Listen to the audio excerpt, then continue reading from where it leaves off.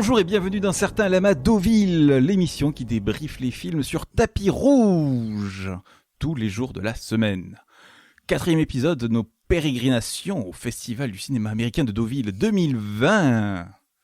Je suis Thomas et avec moi, toujours en léger différé depuis la Villa Claque, les ados tourmentés de la critique. Thierry, toujours. Ah, c'est chiant parce que vu que c'est la même intro qu'hier, je peux plus faire la blague là. Je me suis dit que tu vas me lancer sur un autre truc que le différé. Oui, mais on est toujours en léger différé en fait, parce qu'on n'est pas vraiment en direct. Thierry, est-ce que tu suis ton podcast, sinon? Bah non, mais t'as pas compris. T'étais pas là hier soir. Surtout que c'était il y a 2 jours en plus, donc même toi t'es décalé. Donc j'étais là. Voilà. Le gros Pas si ado que ça. Laissez-moi tranquille. Le sénile donc de la critique, Thierry. Bon, Marwan. Yo mec. Yo, mais oh là là, oui. On a un jeune des années 90. C'est la soirée de la détresse. Le Buffalo Soldier. Donc, Les boomers de la critique, donc.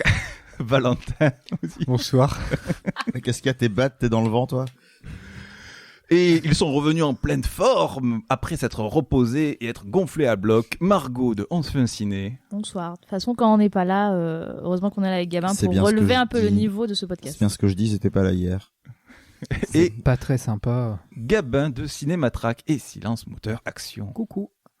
Nous reviendrons ensemble sur les films projetés ce mardi 8 septembre, 5e journée du festival. Encore une journée thématique, j'ai l'impression, autour des premiers films et des films de jeunesse. T'es sûr? Film 2. Et des films peut-être pour continuer à faire la sieste. Je ne sais pas, on va voir, c'est à vous de me dire. Au programme aujourd'hui, Holler de Nicole Riegel, Giant Being Lonely de Greer Patterson, Don't Tell a Soul d'Alex McAuley, Sons of Philadelphia. Ah, ça a l'air bien. Ouais, Sons of Anarchy, c'est autre chose. Sons of Philadelphia de Jérémy Guez. 4 films relativement courts. Et je crois que c'est tant mieux, si j'ai bien compris les avis, les sentiments de chacun. Nous allons voir ça tout de suite. Pas d'extrait. Dis donc, Selon aujourd'hui. nous, c'était 4 films relativement longs, hein, tu sais. Ouais, on n'a pas d'extrait. 3 pour dispo. toi, Thierry. Ouais. T'es nul. On commence tout de suite. Oh là là, tout de suite. Non, les jeunes, là, Cette on se calme. agression. On peut là. dire 2, hein. Là, ça y est. Là, hier, c'était les profs. Là, maintenant, c'est les mauvais élèves, c'est les bad boys. Là, ça y est. On commence tout de suite avec les films de la compétition de ce matin. Holler de Nicole Riegel, avec Jessica Barden dans le rôle de Ruth, une jeune lycéenne en fin de cycle qui est obligée de travailler avec son frère et de collecter des déchets, des canettes pour subvenir aux besoins de la famille. Une œuvre poignante, une œuvre pleine de jeunesse, une œuvre pleine d'énergie. Avez-vous été broyé, recyclé par cette œuvre? Est-ce que ça sent le neuf ou au contraire Marwan. Je vais vous dire un truc. Ouais. Je ne pensais pas voir le meilleur film de la journée, le matin, quoi. Enfin, la première séance. Parce qu'en réalité, c'est un film qui, je trouve, navigue entre deux eaux.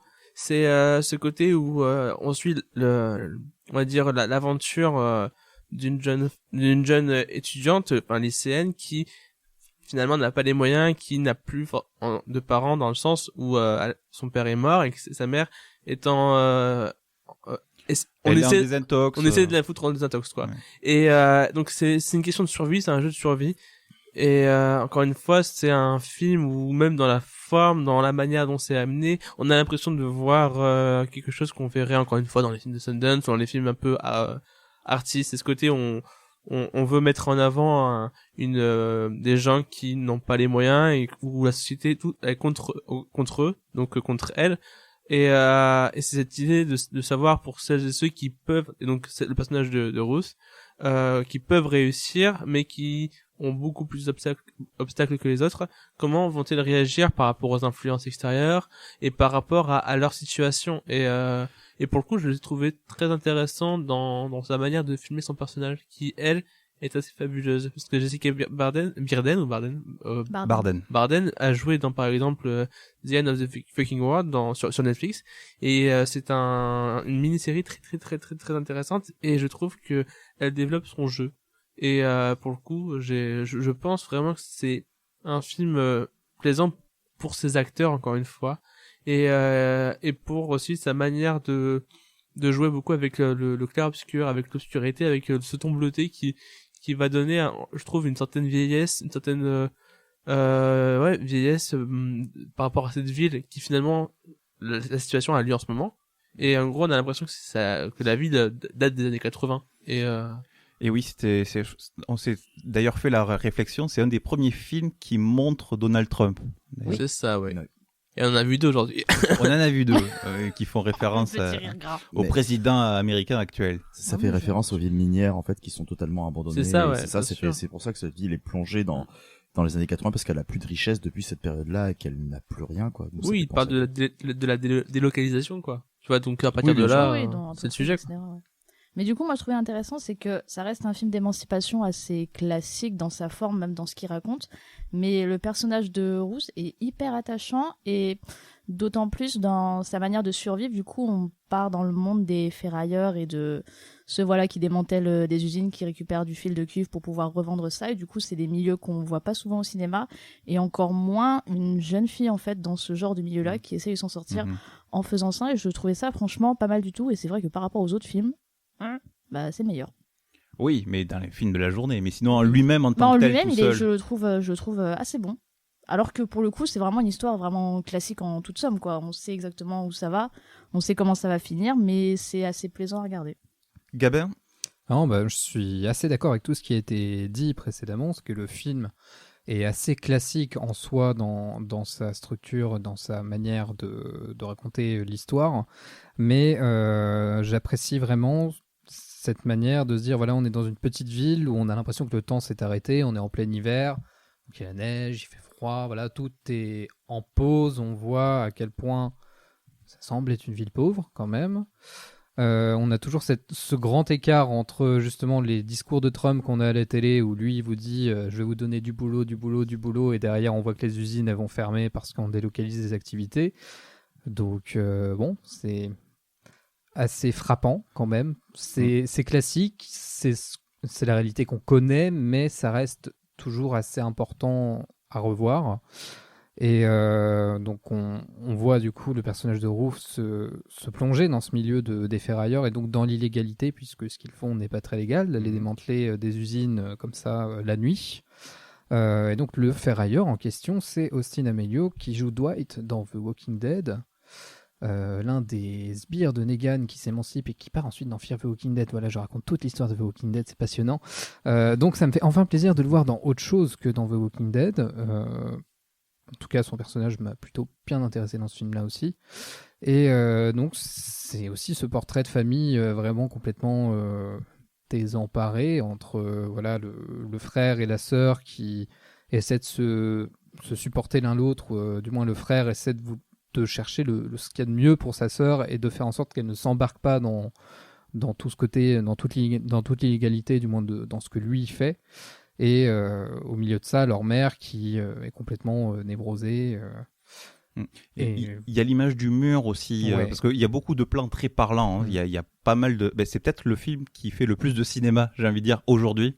Il faut être réalité, mais c'est un film qui fait des images qui, quand on a des plans de coupe, souvent on a des symboles, ne serait-ce que par exemple on a un chat qui passe, alors on se dit c'est un chat qui passe, non, c'est un chat qui passe sur une barrière et sur les pointus de la barrière, donc il est déjà en équilibre en train d'essayer de passer un obstacle compliqué. Rien que ce passage-là raconte quelque chose, et c'est plein de passages comme ça. L'ouverture du film, elle se bat, elle court, elle se sauve parce qu'elle a volé des poubelles, quoi. C'est vraiment, on en est là, c'est quelqu'un qui est au bout du rouleau, qui est au bord du gouffre et qui se bat, et pas forcément pour avoir quelque chose de sympa au bout, quoi. Je trouve aussi que la manière dont c'est filmé correspond au sens où visiblement c'est tourné en pellicule, et avec de la pellicule qui est dans un état un petit peu vieux, ou du moins on voit qu'il y a un grain à l'image, qu'il y a des taches qui viennent parasiter très souvent l'image, et donc je trouve que ça correspond vraiment à ce cinéma un peu à l'arrache aussi, à l'image de notre épisode, qui correspond à la situation des personnages. Je trouvais ça, du coup, c'est un peu... peut-être un peu tiré par les cheveux, mais en tout cas, je trouve que ça correspond à l'idée. Oui, ça colle bien avec cette personne aussi. Cette Ruth qui veut aller... son frère veut qu'elle aille à la fac, elle veut pas, et puis même si elle y allait, elle pourrait pas la payer. Donc, d'où ce boulot. Donc cette image finalement de mur face à elle, et de blocage, de manque de perspective. d'enfermement. Dans les influences qu'a cité donc du coup la réalisatrice au début dans son petit aparté, elle a parlé de Wanda de Barbara Loden et je pense que c'est l'occasion aussi de faire une légère recommandation sur ce film qui date de 1970, qui était considéré comme l'un des premiers films ouvertement féministes, en tout cas qui a eu un succès grâce à ça. Et alors ça suit pas exactement les mêmes trames, mais on a quand même beaucoup de similitudes avec justement une fille qui vient d'un milieu, donc là c'est le milieu minier, qui se retrouve voilà dans une espèce de misère assez particulière, qui va justement commencer à s'émanciper parce qu'elle découvre la criminalité aussi d'une certaine façon, et qu'on lui dit bah toi aussi tu peux faire ça. Du coup elle va devenir de plus en plus libre, et ça parle aussi de ça en fait, de cette façon de prendre sa vie en main par elle-même et non pas par son frère et non pas par tout ça. Et c'est aussi en soi, ça rejoint du coup ce que disait Margot pardon. C'est que c'est Je pars. un portrait de femme assez fort. Portrait assez fort. Excellent premier film, du coup, de Nicole Riegel. Ou Riegel, peut-être. Tu vas C'était fort avec Nicole le Riegel, excellent. voilà, pas rigolé. Ouais. Je trouve que tu vas fort avec le excellent. Je trouve Excellent, que ouais. c'est en Bon. gros intéressant, Oui, mais, et bon. mais à faire, ouais, on peut encore faire ses preuves. Donc faire un truc encore plus intéressant et encore plus impactant. Peut-être Mais un je- schéma un peu trop classique pour un film qui pourrait le dire d'une manière un peu plus détonnante. Et c'est bien parce Mais que ça reste le meilleur film de la journée. Bien sûr, mais et puis en parlant Oh. de schéma pas classique, trop, pas trop. bah, ce qui est bien c'est que le prochain film ça sera pas du tout le cas. Mais justement, on y arrive. C'était le but. Je voulais faire la transition, tu vois. Alors, le précédent, là, donc, Holler faisait 1h30, ça va. Là, on arrive sur le film le plus court de la compétition, Ah. 1h18. Ah. Merci. Giant Le Being meilleur. Lonely, de Greer Patterson. Adam, Bobby et Caroline sont en classe de terminale et ils vont vivre leur jeunesse, leur vie. Adam et Bobby jouent au baseball, ils se ressemblent beaucoup et ils veulent tous les deux sortir avec Caroline. Voilà. C'est un film qui était très attendu. Moi, j'avais très très envie de le voir. J'étais même très enthousiaste. Je suis parti un peu avant tout le monde pour courir vers l'OCID et m'apercevoir du coup devant plein d'espoir que je n'avais pas mon pass, un peu comme le premier jour. Mais attendez, ça nous rappelle pas l'histoire. Du coup, il y avait pas Kirk Douglas, l'endompté qui passait, donc je suis rentré à l'appart et je n'ai pas vu le film. Et il a dormi. À vous les studios. Ok, donc tu vas Merci, dans le bureau Thierry. du proviseur pour cette absence, c'est bien. Margot, toi tu avais ton pass, toi. J'avais Tu es mon une pass. bonne élève. J'avais mon pass. Était-ce une bonne idée de l'avoir à ce moment-là? Ah. On va Vous se demander si m'écoutez Thierry l'a jamais. pas fait exprès, peut-être. Oui, peut-être. Il Ce était sont des peut-être signes. voyant, sans le savoir. Non, alors pour le coup, à la base, le film, c'est un petit peu aussi un film lambda, vraiment sur voilà l'adolescence, les problèmes que tu peux avoir avec tes amis, avec tes parents, les problèmes d'amourette, etc. Le problème de ce film, qui dure 1h18, on a l'impression qu'il dure 3 heures, tellement il est totalement décousu dans sa narration, même dans la présentation des personnages, si bien que pendant 3/4 d'heure, on se demande qui est qui pour se rendre compte finalement que c'est pas du tout la même personne. Oui, alors parce que j'ai pas dit, mais Adam et Bobby sont joués par Jack Irving et Ben Irving, Qui sont frères. qui sont frères et qui se ressemblent énormément. Voilà. Coucou Bobby. Mais du coup, outre ça, il essaye de raconter un peu une histoire sur du coup Adam, dont le père est du coup le coach de l'équipe de baseball et qui se fait tourmenter par le père parce que le père veut évidemment qu'il soit le meilleur, ce qui n'est pas totalement le cas. Et quand le père n'est pas content de ses performances, il soit le frappe. On ne voit jamais En fait, c'est ça le problème. On voit jamais rien du film. Genre on voit jamais quand il se fait tourmenter par son père. On sait qu'il y a de la violence en fait dans le film, mais en fait il ne le montre jamais. Et du coup, il y a une petite histoire derrière qui est quand même beaucoup plus intéressante que le film en soi. C'est-à-dire que, en gros, le réalisateur a fait ce film. Alors, faut savoir que les 3 acteurs principaux qui jouent dans le film sont ses meilleurs amis. Et en fait, ces 4 personnes étaient dans la même école, ont fait la même promo. Et il y a un des élèves de cette promo qui... Bon, du coup, on va un peu spoiler la fin. Qui a fait Mince. les mêmes choses que les persos.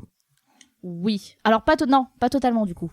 Pas Il de a la même manière. Pas totalement de la ça même s'est pas manière. appris, on l'a pas appris le jour même, mais un peu plus tard. Voilà, c'est ça. Il y a un drame qui s'est passé. Voilà, il y a un il drame à la qui fin. s'est passé qui, si on prenait ce drame à la base et qu'on avait fait un film, oui, on aurait pu parler du coup de cette pression la pression parentale qu'il peut y avoir sur la réussite des enfants, etc., sur les violences que peuvent subir les enfants. Et du coup, dans le film, on voit très bien que les 3 enfants ont chacun des problèmes familiaux, que ce soit celui avec son père qui est coach, qui voilà doit être à la hauteur des attentes. Bobby, dont la mère est partie quand il était très jeune, ou même avant qu'il soit né. Non, c'est pas possible. c'est pas possible. Bah, il a un Bon, gros enfin, problème, Bobby. Donc. Oui. Non, et du coup, et le père est totalement, on sait pas trop, mais il doit être totalement camé, il ne fait rien de la journée, il est tout le temps dans le fauteuil, bref, il s'intéresse pas à son fils, puisqu'il ne vient pas au match de baseball. Et on a la jeune fille Caroline, dont on comprend très vite que la mère aussi a un petit peu des problèmes avec la fille, mais du coup, en fait, ces problèmes-là, on ne les voit jamais totalement. On en entend un petit peu parler. Après, sur 1h18, on peut pas développer ça du tout. Donc, ce qui fait qu'on reste un peu sur une fin, et puis il y a zéro mise en scène. Oui, c'est des petits extraits, c'est des moments très courts. Oui, c'est des moments très courts qui, franchement, on regarde et il nous faut un peu de temps pour comprendre vraiment ce qui se passe dedans. Il n'y a pas de début, il y a une fin, plus ou moins. Et puis, même si les acteurs me sont très sympathiques, on dirait que le film durait 4 heures. C'était pas possible. Marwan. Le gros problème du film, c'est qu'il voulait se faire étonnant ou pseudo-litchien, donc dans cette idée de personnages toujours avançant toujours dans des trames fantasmagoriques. Donc et ça pouvait être intéressant, sauf qu'en gros chaque histoire avait l'importance d'une intrigue secondaire d'un film. Et en gros ça avait aucune importance, on s'en moquait un petit peu. Et en plus de ça, j'avais l'impression que le réalisateur voulait un peu mélanger les pistes en faisant en sorte que les 2 acteurs qui se ressemblent beaucoup aient la même conquête, de ce que j'ai compris. Mais c'est ça, c'est qu'ils se tournent autour, on les suit, au début on en suit un, on croit qu'on suit le même, et à un moment... Après ils se rencontrent autour d'un frigo et tu te dis c'est pas possible. C'est pas possible, mais c'est à la moitié du film, oui. ou le tiers du film, et tu dis ah mince, du coup qu'est-ce que je regarde, et là donc on Ouais. essaye de comprendre, on s'aperçoit que... Mais ce qui explique en fait qu'il y en a un qui est tout timide et que l'autre il se tape tout ce qui bouge, et ils ont 2 caractères différents, on sait pas trop où ça va. Il n'y a pas vraiment il y a pas vraiment d'enjeu, il y a rien, c'est juste des extraits comme ça, on a l'impression que c'est un puzzle et sans savoir quel paysage on doit reconstruire, où on doit aller, et sans accroche vraiment quoi. Pour le coup ça me rappelle, je termine rapidement, pour le coup ça me Tout le monde a décidé de me couper aujourd'hui en fait. Désolé. Pour le coup, ça me rappelle le premier sketch d'Eleanor Coppola dans le film. C'est qu'en fait, t'as une histoire qui est un peu lambda avec 2-3 petites punchlines qui peuvent être sympathiques, mais qui sert un peu à rien, pour qu'à la fin il y ait une chute. Et moi, je pense que c'est un film à chute aussi. Et c'est ça qui est dommage, c'est qu'en gros, on te montre des personnages avec des problématiques qui peuvent être intéressants, mais c'est à peine creusé, pour qu'à la fin, t'aies la conséquence, la grosse surprise. Moi, je pense, alors après, c'est une supposition comme une autre, mais donc c'est une histoire vraie. On ne le sait jamais que c'est une histoire vraie. C'est en fait que j'ai lu un article parce qu'il était passé à la Biennale de Venise l'année dernière. Les acteurs étaient là et ont évoqué vite fait que c'était un fait réel. Ils ont juste donné une ville et une date. J'ai dû chercher la ville et la date et rajouter plein de mots-clés pour trouver cette histoire. Et comme le réalisateur a fait partie de cette histoire, je pense que c'est peut-être plutôt un film pour lui plutôt que pour les autres en fait. Et je pense que c'est pour ça que c'est aussi brouillon. Je pense pas qu'il cherchait vraiment à faire un film à montrer au grand public. Il l'a montré au grand public, mais je pense que principalement la première chose qui lui venait en tête, c'était vraiment, je pense, pour lui et pour les acteurs qui étaient là plus que pour vraiment faire un film de cinéma. Oui, pour exorciser. Ouais. Et d'autant que les acteurs sont des amis du réal. Hein. Ça s'est fait un petit groupe, c'est entre copains. Gabin. Merci Gabin. Merci Gabin, mais comme ça a été dit, en fait, on comprend pas où le film veut en venir, mais dès le début, c'est vraiment dès les 10 premières minutes, on est paumé, mais d'une puissance. C'est déjà rien que la première scène, c'est donc une scène du coach qui braille sur ses joueurs au baseball, puis après on a une citation je sais plus quelle citation, du genre oh là là, machin, on va jouer au baseball. Enfin, déjà, t'as la citation, tu sais pas trop ce qu'elle fait là, elle t'explicite pas tellement ce que c'est non plus. Donc, le titre Giants Being Lonely, donc les Giants, ce sont les membres de l'équipe de baseball, donc se sentent seuls. Donc, c'est pour ça qu'on voit autant ces 3 ados déambuler comme ça, sans que ça n'ait vraiment de sens. Ils passent leur temps... donc il y en a un qui vit seul, donc il dort dehors. Enfin, il passe toute sa journée dehors, il part partout, on ne sait pas ce qu'il fait. Voilà, on ne sait pas, on ne sait rien. Et c'est tellement décousu que ça ne nous aide pas. Et comme tout le monde l'a dit, en fait, je comprends toujours pas où on en vient, en fait. Et je trouve que c'est un peu un film de petit malin dans le sens où, voilà, ils essaient d'avoir une forme un peu travaillée, un peu clipesque, voilà, avec des ellipses, des mouvements de caméra un petit peu. On a regardé Euphoria, on a voulu faire des trucs un petit peu cool, mais ça marche pas du tout.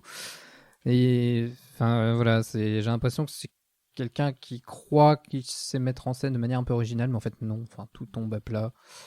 Et voilà, ça m'a ennuyé. Puissance 1 million. Au début, je croyais que ça allait parler de géants. Et après, j'ai été déçu. Oh. Alors, j'ai envie de dire que c'est le Knives and Skin de cette année, mais sans la partie fantastique. Ouh. Je n'irai- Valentin, je un n'irai petit mot pas là. Alors, je vais me faire un peu l'avocat du diable sur ce coup-là, donc j'ai pas quand même été convaincu par le film en tant que tel. Et tant qu'on parle du baseball et de quelque chose qui est à peu près réussi dans le film, c'est ça. C'est tout le côté sportif, moment de grâce avant un bon mouvement, le côté le côté d'échauffement sur son banc, l'entraîneur qui galvanise ses équipes et on y croit. C'est quelque chose qui pour moi faisait très réel. Ouais. Qui a un peu de vécu pour le coup, qui était très réel, qui marchait très bien, qui avait très bien marché sur moi à ce moment-là, c'était à peu près au milieu du film. Ok, donc c'est 20 secondes du film. Et... Ah mais il y a un moment qui est bien réussi, Oui, des lancers qui étaient bien faits, donc en pause, le moment de grâce qui arrive juste avant le coup parfait, qui arrive plusieurs fois, et pour le coup c'est les moments où le film se réveille un peu, c'est-à-dire que si le mec voulait filmer du baseball, alors est-ce qu'il voulait vraiment filmer l'histoire que disait Margot, ou est-ce qu'il voulait filmer du baseball? Et de mon côté, quand J'ai mis un peu des deux. À mon avis, il a pas filmé beaucoup de baseball. Oui, hein. bah, Mais non en plus, soi, hein, baseball.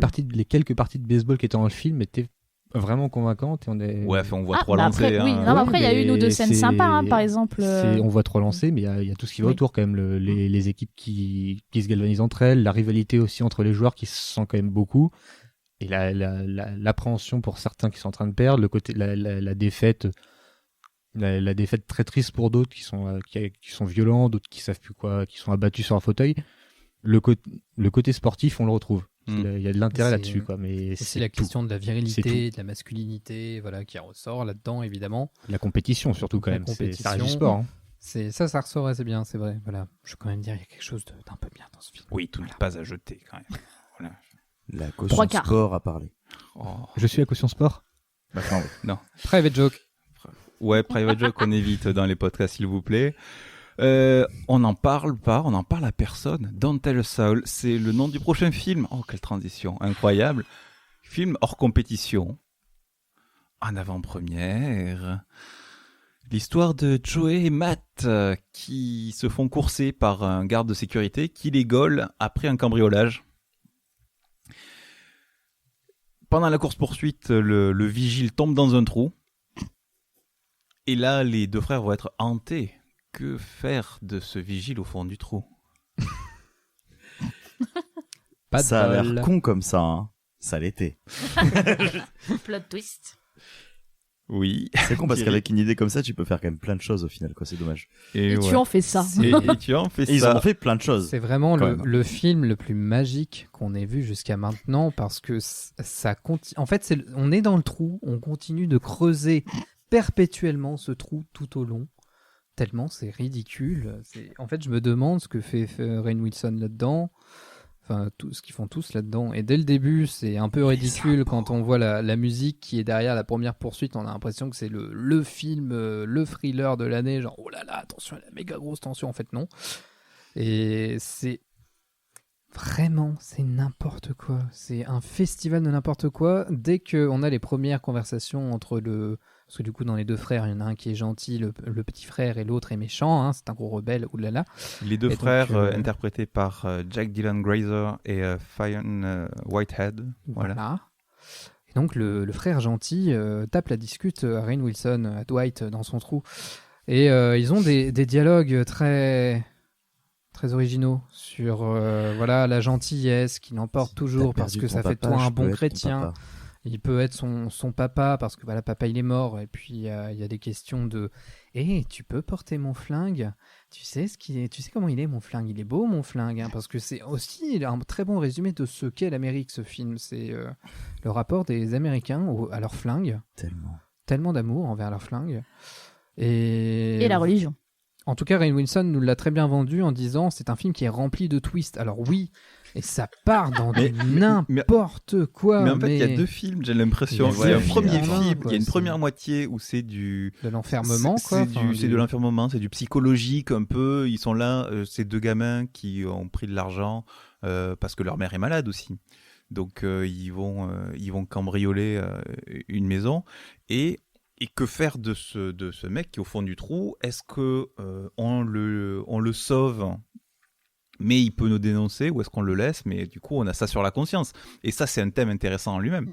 Par contre, à la moitié du film, il y a un twist. Et alors là, et là, ça devient un festival. Mais on va en parler du twist parce que en fait, on est obligé. Ce qui est assez affreux, c'est que si on peut éviter de spoiler celui-là. Si on peut. Bon, alors, mais du coup, spoiler alerte. Oui, non, voilà, spoiler alerte. En fait, la trame telle qu'on la tenait là, avec cette espèce de vigile qui tombe dans un trou, qui reste là des jours, il y a quand même le frère aîné là qui lui pisse à la gueule, quoi, qui clairement se comporte comme la dernière des merdes parce qu'il a juste sous couvert que. Mais si on le sort de là, il va nous dénoncer. Hein. Bon, on va faire 20 ans de zonzon, il a dit. T'as un film avec ça déjà, je veux dire, t'as tout à fait... rien n'empêche, même la manière dont le film se passe derrière, avec le gars qui sort du trou, qui peut prendre des gamins en otage, qui peut avoir envie de se venger, qui peut avoir envie de les dénoncer aux flics. Tu tiens parfaitement un truc avec ça, et tu peux aller là-dessus. Est-ce qu'on était obligé de rajouter qu'en plein milieu du film, on apprend que le gars qu'ils ont fait tomber dans le trou n'est pas un vigile, mais un mec qui a volé un uniforme, et qui est en réalité un salopard qui vient de tuer toute sa famille. En fait, le gars, c'est Russell Crowe, mais c'est Xavier Dupont de Ligonnès. On l'a retrouvé. Obligé de rajouter ça, quoi. Franchement, ça servait à rien de rajouter ça. Enfin, et donc, bon, à partir de là, je pense que c'est là où on a explosé de rire 2 fois. Et une fois, on s'est dit que les dialogues n'allaient pas nous sauver avec. Mais disons qu'à partir de là, plus aucune réaction ne va, et c'est que rien n'est vrai pour faire rebondir le scénario, parce que déjà avant, il commençait à y avoir des trucs douteux. Il y a des réactions dans une fête qui sont déjà qui commencent à partir. Ouais, il a tué un mec avec du gaz empoisonné. Ça, c'est du gaz empoisonné, bon mec.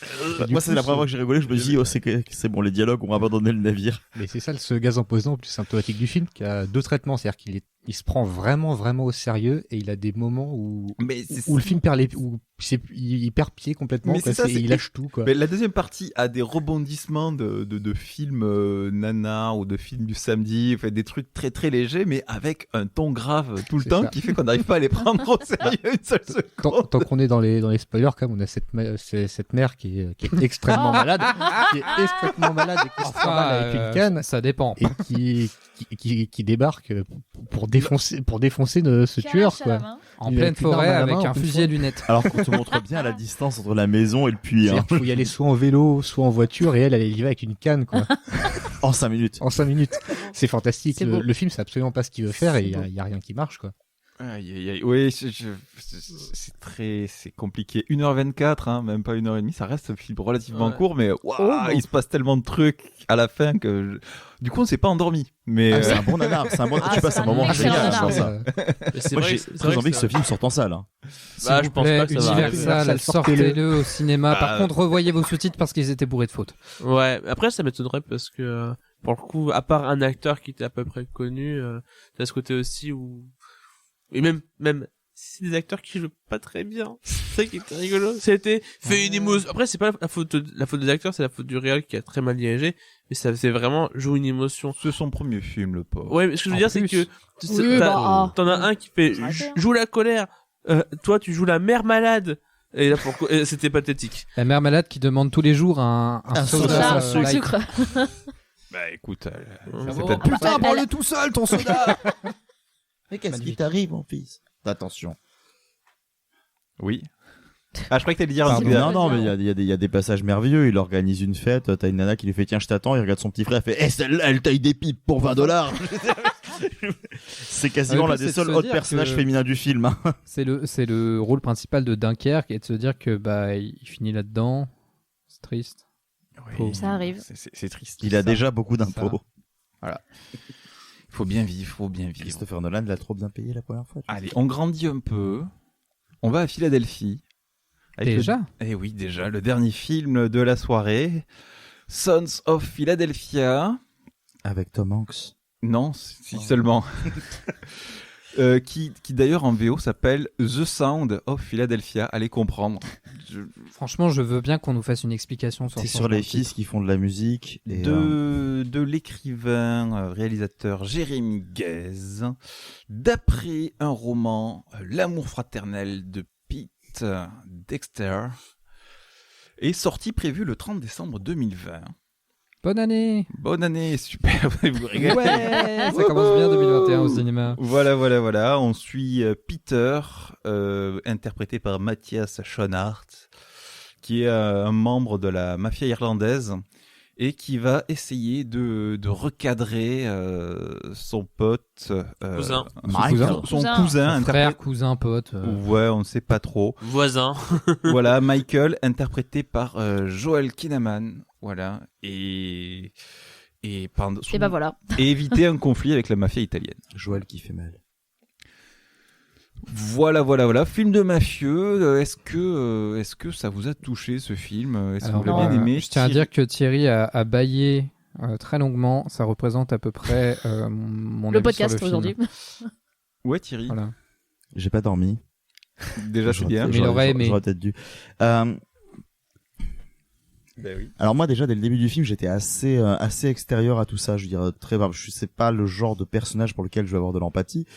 Donc du coup il m'en fallait beaucoup pour m'accrocher, et à partir du moment où j'ai eu l'impression de voir un ersatz de tout ce que je connais déjà dans le film noir de gangster, je me suis dit putain je m'en fous vivement que ça se termine. Et à partir du moment où le film a commencé à mettre des flashbacks aussi pour me justifier tout le background et les ressentis de ces personnages, et qu'ils ne mènent strictement à rien, ces flashbacks, ils ne racontent rien, qui ne passent pas par le dialogue. On raconte une enfance difficile où on voit le héros petit garçon qui perd sa Plutôt, sœur. On la difficile, devine. Hein. On Une donne enfance de l'argent à difficile Ryan qui est Phillips. surtout. constamment donné dans les dialogues. Hein. Tu te rappelles de ton père? Tu te rappelles de ce qui arrivait à ta sœur? Tu te rappelles de quand ton oncle a fait ça? Alors à ce moment-là, montrez-le ou dites-le, mais pas les deux quoi. Après, c'est le problème de l'adaptation d'un livre aussi. C'est le problème de l'adaptation d'un livre. Mais du coup, c'est toujours un peu le cul entre deux chaises, et c'est surtout, alors je sais pas si le bouquin est cliché à souhait, mais en tout cas le film l'est quoi. Et du coup, il y a pas grand-chose en fait qui relève d'un intérêt dans ce film. C'est un patchwork de plein de trucs qu'on connaît déjà, avec des gens qui sont pas spécialement très impliqués. Mathias Schoenaerts, j'ai eu l'impression de devoir faire le même rôle, et ça m'agace parce que ce mec a tellement de potentiel que... Il fait un peu la même tête tout le temps, hein. Ouais, mais non, mais voilà. Alors, autant j'ai l'impression de le voir faire un rôle qu'il a déjà fait beaucoup trop de fois, mais autant là-dedans, oui, clairement, ils sont tous en mode mono-expression, vivement que ça se termine. Alors, je sais pas si c'est la direction qui veut ça, t'as l'impression qu'on leur a donné des feuilles d'archétypes, pas des feuilles de perso, quoi. Ah ouais, tout le monde, on a Joel Kinnaman qui joue le mafieux en roue libre qui a trop de pouvoir, alors du coup il est complètement taré, il demande des trucs méchant, très impossibles à méchant, tout le quoi. monde. On a la fille de service. On a tout ce qu'il faut. Et Ah, le ouais, héros impliqué qui a l'air grave parce que La quand fille même, de la vie est service, grave. on va y venir parce que ça c'est encore plus honteux que le reste, Oui. mais bon. Allez-y. Et j'ai trouvé que les deux personnages ça faisaient vraiment Joe Pesci et Robert De Niro, mais en version Wish. Vraiment. M'attendez pas à celle-là. Quote, Bah. ça sera pas la quote de l'affiche, ça. Parce que t'as un gars qui est vénère tout le temps, qui est toujours dans l'excès, et puis l'autre qui est beaucoup plus calme, mais ça reste un connard, mais qui est beaucoup plus calme. Rapproche-le du micro, Marwan. Voilà, donc, quand tu parles. Tu dis Joe Pesci, je pense que en plus tout le film tourne autour de la boxe, avec un setup énorme qui n'est jamais du coup C'est développé. dommage. Il Et manquait Stallone, hein. tu sais, ils ont beau tous se battre, hein, Joe Pesci il débarque, il fout des pieds-bouches à tout le monde. Hein. Je veux dire, donc on n'invoque pas le diable quand tu y penses. C'est sûr. Ah, puis c'est C'est sûr. avec les personnages qui étaient Wish aussi. Parce que tout Oui. le film, c'est-à-dire qu'on parle d'un restaurant qui brûle, bah, on voit le restaurant après qu'il est brûlé. Les fusillades. les fusillades entre les Sans Italiens et les Irlandais, elles sont rarement Ouais. montrées, sauf une fois où c'est deux pauvres mecs à moto qui tirent de balles. Et qu'on le voit même pas tirer en Et plus. une scène d'exécution où on voit 3 personnes dans une salle, quoi. C'est quand même triste. très très triste. Même à regarder, c'est très triste, quoi. C'est-à-dire qu'il n'y a pas de scène d'action pour nous réveiller de temps en temps. C'est le calme Devait plat, pas y avoir littéralement, énormément quoi. de budget. Si, il y a peut-être un combat de boxe, mais qui Sert à rien. sert Non, à rien, ça- et qui Et est qui, en insipide, où plus, il n'y a c'est pas- aucun coup qui est ressenti. C'est On a plat. l'impression qu'il se qui se mettent des petites tapes comme ça. Pop, pop, pop. Non mais c'est ça, c'est vraiment le calme plat, mais c'est ce truc du film de mafia où on ne fait qu'entendre parler de ce qui se passe et où du coup on reste très extérieur et on attend que Mathias Schoenaerts s'implique parce que tout au long du film c'est ça, c'est la bande rivale qui lui dit tiens on va te sauver, il faut que tu fasses quelque chose, il faut que tu fasses quelque chose, et Mathias est là ouais non c'est mon cousin quand même, attention.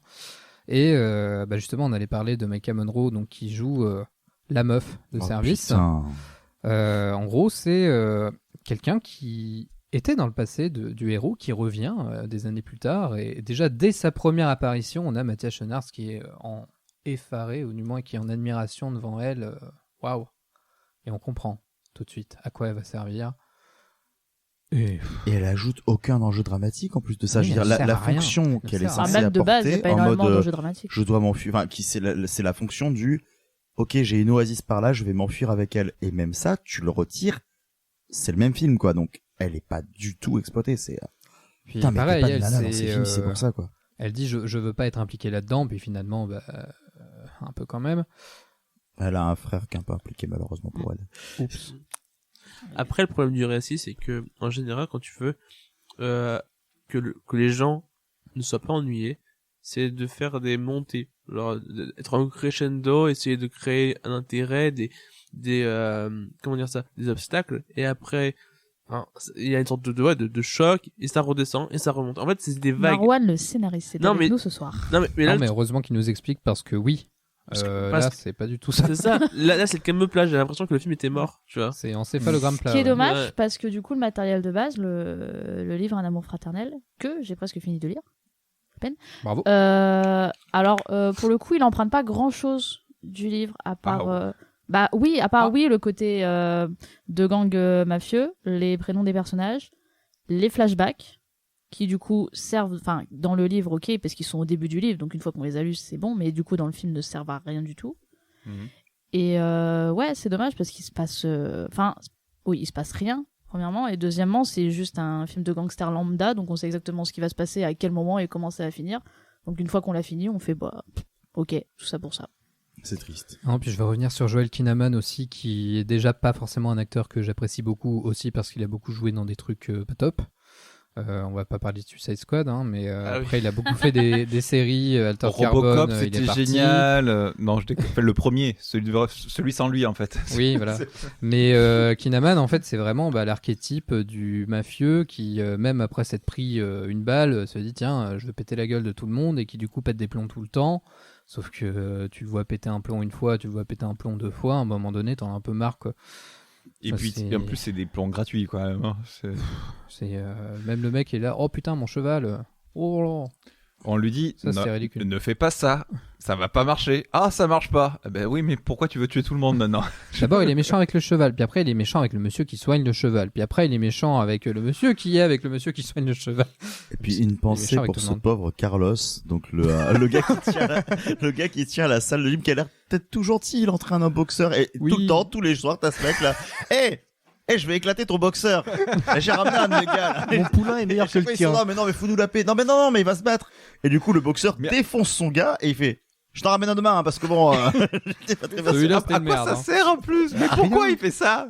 Et à quoi ça sert de voir Mathias Schoenaerts lever de la fonte tout le temps s'il défonce pas des tatanes, enfin s'il défonce pas des bouches à un moment quoi, je veux dire c'est Ouais, Il y a peut-être des scènes où il est homme de main et qui sont plus là. vrai que le film peut être charcuté de plein de trucs Peut-être. aussi ouais. Ouais.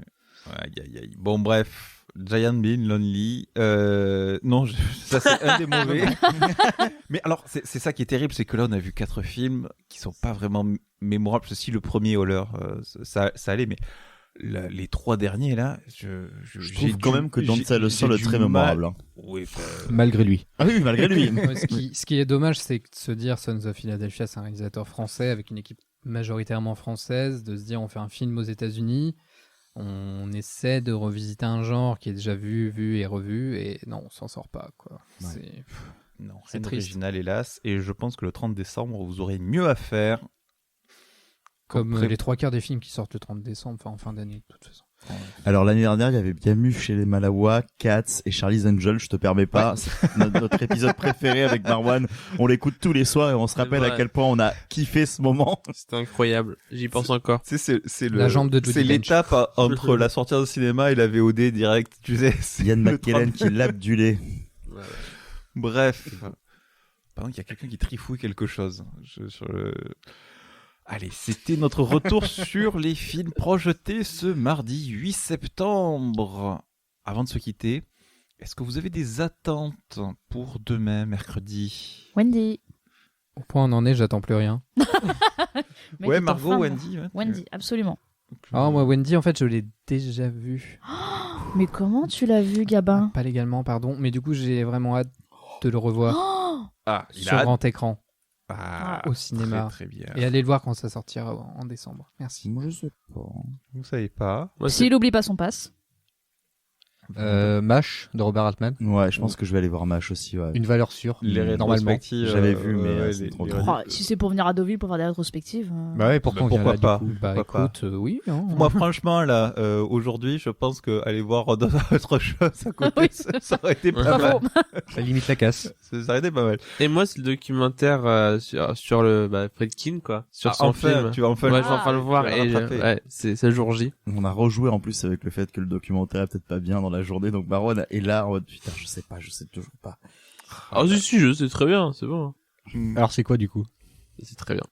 Ah Moi, celui que j'attends, et parce que c'est de la fascination morbide. Hein. C'est résistance. C'est résistant. C'est pas pour Clémence Poésie. Ça c'est Avec- avec Jesse Eisenberg en mime Marceau, ça t'a achevé. Mais c'est Il a spoilé. Savoir que le premier jour vous aviez Thomas mais qui était mais rougeâtre devant la bande annonce et qui mais vraiment il avait les décibels ultra aigus dans la voix, il était c'est super rigolo. Au début, non mais attends, je vois les images du film avec Jesse Eisenberg et un béret et des drapeaux nazis derrière. Je me dis waouh, mais C'est qu'est-ce chaud que- cette suite d'insaisissable. Et je vois la bande-annonce et j'ai Assassin's Creed Seconde Guerre mondiale. Moi, je veux voir On deux va films. vivre une belle séance. Demain, ça va être merveilleux. Quel bonheur. Ah, j'espère pouvoir rentrer, c'est une séance étoile. Waouh. Petite pensée aux gens qui paient 15 € pour voir ça. Putain, ceux qui payaient 15 € pour Sons of Philadelphia et Bad Education hier soir, les pauvres. Mm. Tu m'étonnes qu'ils applaudissent. Ils se rassurent comme ils peuvent. Bon, là, faut dire que ce soir, ça a été court. C'était une séance étoile, le Goodman? Oui, non, Non. c'était l'après-midi. T'imagines? Non, non. Non, mais c'était quand même les applaudissements les plus longs, il faut Oui. le rappeler. Ah bah oui. Je crois que les gens se sont rattrapés le lendemain pour le film. J'ai plus le nom du film exactement. Je sais pour les deux Alfred, les gens se sont rattrapés. C'était le même jour, non C'était le lendemain. Non, Ils c'était l'ont juste repassé- après. ils l'ont C'était le même repassé jour. le jour. C'était le même jour. Ah, C'était c'est après. jour. C'était- ouais, ouais. Ils se sont rattrapés, je crois, pour. Enfin bon. C'était le point applaudissement. Voilà. Après, on n'a pas chronométré non plus. Puis la moitié des gens se barraient, dont nous. Donc du coup, Vous pouvez télécharger l'application applaudimètre.deauville.org. si seulement. Sponsorisé par Clac. Ah, Négociation. pourquoi pas. On va proposer un partenariat. On a les partenariats qu'on mérite. En plus, on sera obligé d'en dire du bien tout le temps, ça va être super. Aïe. Ouais, bon, du coup. Enfin, tout le temps, non, une semaine par an. Quoi, du coup. Merci Gabin pour cette super idée et pour cette participation. De rien. Merci Margot. Mais de rien. Toujours. Marwan. Ah bah merci. Incroyable. Thierry Ah oui, merci. et Valentin. C'est un plaisir. Merci tout pareil. Et moi-même. Parce que je me remercie aussi, j'aime bien ça. Merci. Bravo. Thomas. Hmm. C'était Certains Lamas Deauville, un épisode spécial de Certains Lamas Show. Merci de nous avoir écoutés jusqu'au bout. Pour soutenir l'émission, abonnez-vous et laissez un commentaire sur votre appli de podcast préféré. Vous pouvez également nous retrouver et nous suivre sur les réseaux sociaux, Twitter, Facebook, Instagram, @clac_podcast, CLAAC podcast. À demain pour un nouvel épisode d'Ovilé. Bisous, bisous, bisous. Bisous. Bisous. Ciao. Et j'en profite pour faire du son seul.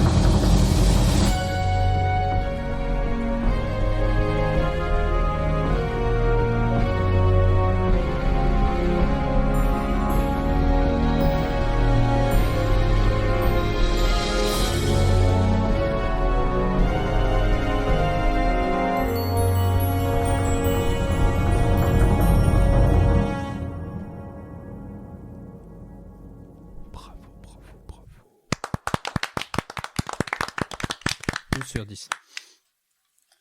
Bon allez.